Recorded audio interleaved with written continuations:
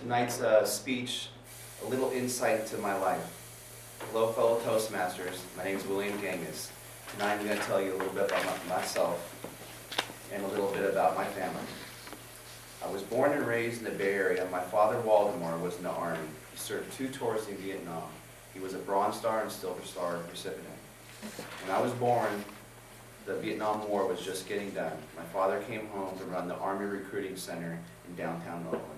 He did that many years as we lived in Dublin at the Camp Parks military base. We were assigned a beautiful home, big enough for all 7 of us to live in. I have 3 older brothers, Charles, Greg, and Oliver. I have an older sister named Tina, and I'm the youngest. The house itself in Camp Parks was a 1-story home with a circular driveway. It was in the top of the mountain, or the top of the mountain that overlooked the base, and it had its own stable, it had its own horses, it had its own livestock. It was pretty cool for a kid to have something like that. 4 other houses were similar to it, but our house was the first one up the hill, so at the backside of the house we were able to see the rest of the Camp Parks. It was quite the sight. I don't think the house is there anymore.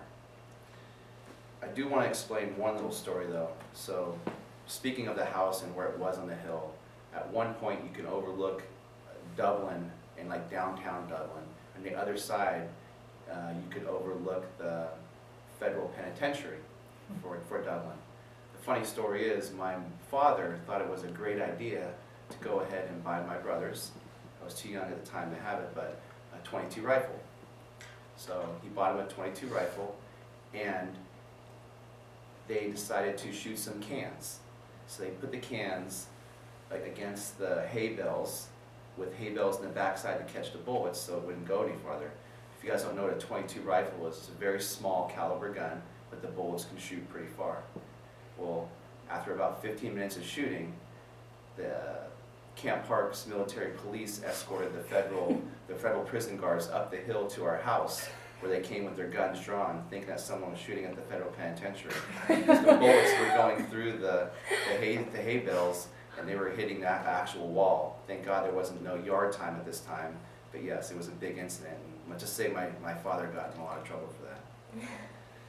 When my father retired from the Army, we no longer could stay at the military base. Since we're all going to local schools in the area, my mom and dad decided to buy a house in Pleasanton. My dad ended up getting a job at the Lawrence Livermore Laboratory. My mother, she went ahead and had a daycare running out of the house. Sometimes I remember she even watched 12 kids. We didn't have much money. Money was always tight, being brought up. We had a big family and a lot of bills. A lot of kids going to college. It's tough times kind of when it comes to financials. But always had enough money for what we wanted and needed. My mom and dad were very hard workers and gave a great example of how working hard will always pay off. That was the only house my parents ever bought and lived at. My mom right now is 85 years old. My dad has passed away, but my mom still lives in that very house that we grew up in. It's kind of cool in Pleasanton. Pleasanton, if you guys don't know about it, it's awesome community. All the schools are 10s. It's like the perfect example of the great American dream. Now let me fast forward just a few years. So now I'm married to my beautiful wife, Alessandra. Alessandra is from Brazil. I have 2 boys, Ian and Gabriel. They are 6 and 8. Gabriel's 6, Ian is 8. First grade and second grade, 19 months apart. Best friends, everything you can imagine. We live here in Concord. We love our home and surrounding community. My wife Alessandra was born and raised in Brazil and came here when she was 20 years old. She came to visit the United States and fell in love with it and never wanted to leave. She settled down in Marin County and liked it so much. She lived there for over 13 years. My wife and I have been married for over 10 years, and I cannot tell you how much that time has just flown by. They say when you are having fun, the time just moves right along. Speaking of having fun, I work for a company at ALR. It's in Oakland by the airport. The company stands for Associated Lighting Representatives, and I do project management for them. I take projects like Apple, like Google, like Salesforce, and I run them on a project level where I'm dealing with the electrical and the lighting. That's what we specialize in. And we run it from ground up to finished product to even maintenance afterwards. It's a great company, and they take care of me and my family tremendously, so no complaints there. I can honestly say that when you work for a company you love, it can really show. Me and my family would like to take vacations in Southern California. My wife doesn't care too much about it, because how I like to do it with the boys and the family is like to get a remote hotel in the LA area, and I try to hit up all the amusement parks. I do Universal Studios one day, come back to the hotel. I do Disneyland one day, come back to the hotel.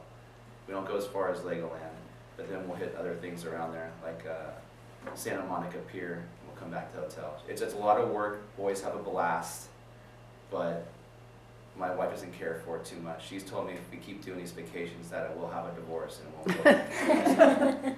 She's been very clear with that.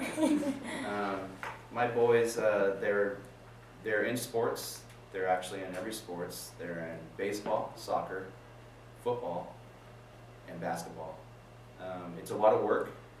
My wife is able to stay home now with the kids, and she's just constantly running around, taking them to practices in school and stuff like that. So she stays very busy. A lot of people say, she doesn't have a job or something like that. I don't believe in that. She does very much work. She's a great housewife. Something that was taught to me when I was younger was to stay active and always never settle for just okay. I try to teach this to my boys every day. If we work hard and never give up, it will always pay off. Staying active and healthy is a lifestyle and a commitment, and to face one's fears and overcome them is critical. That is why I love Toastmasters Club, so let's all work together on that and have a great year.